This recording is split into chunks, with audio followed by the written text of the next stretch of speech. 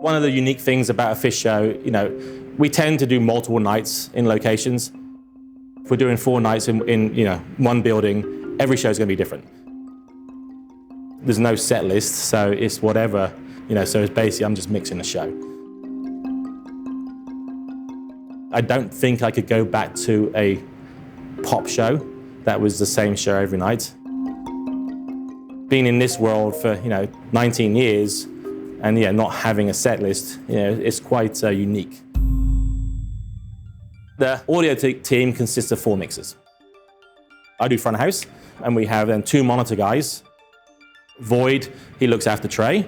Mark looks after Paige, and then we have another mixer in the broadcast truck, Vance, who's basically every show is webcast, every show is uploaded. So Vance is focusing on that, while the other 3 of us are focusing on the live show in the room at the time. For Sphere, all I did was, apart from the summing mixer, I duplicated my stereo bus insert. So I have 8 more channels of Rupert Neve master bus processor and 8 more channels of the Cush audio. The mix is the same, my console, my faders, everything, all that is the same. How I'm driving it out of the console is now different. You basically had to direct assign inputs to arrays. I had to sit down and decide, where am I placing this instrument? Where do I want it to live? Where do I want its home to be? I now have the ability, to take them out of that home position, to put them into an object, and then that object will then move it around the room. It's all about sound for me. I think Trey, the guitarist, he's a perfectionist. He wants to make sure that we're pushing the boundaries, that we're trying to get as good as we can get. So he does it, in his guitar rig. So I have to do the same. It's my job to make sure that I'm pushing the boundaries as well. As I've grown as a mixer, I've tried to make sure I'm going to the right place for the right gear, so I don't become, stuck in my ways and just use something that I'm comfortable with. Because of the sonic quality of the console, I'm not EQing a lot. I'm not doing a lot. I don't have a lot of outboard gear. You got to make it right at the source. The band have great instruments. The band have, play amazing. So I'm basically just capturing what they're doing, and making it work for the room. So I'm very basic in what I do.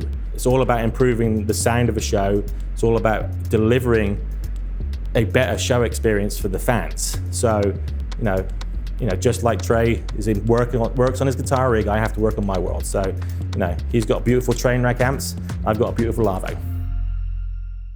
Well, my name is Robert Void Caprio. Void is my nickname, and I'm the monitor engineer for Trey Anastasio of Phish. So I mix monitors for him during the Phish shows and for his solo acts as well. Mixing monitors for Phish and Trey is a moving target.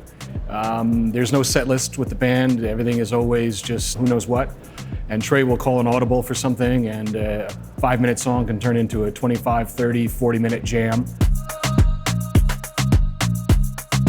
With the Lawo console, the fidelity of the console itself is the main attraction, and being able to really focus on each individual instrument to build a mix as a whole, it really makes a whole big difference. And we've been able to, both Gary and I, and as well as Vance, our broadcast engineer, we're able to use the flexibility of the console, the dynamics, the EQ, and everything else that's built in to really, accentuate what's needed to be focused on, and all the different elements of the band.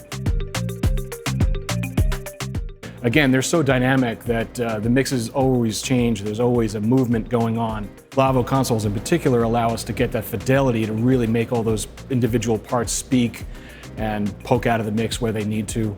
And also for me as a monitor engineer, width is very easy to achieve. Left-right balance is relatively easy to get going. But for me, giving my artists the depth of their mix within their ears is paramount.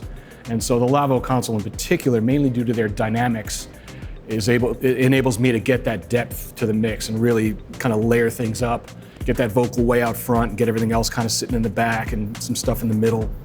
That's the key.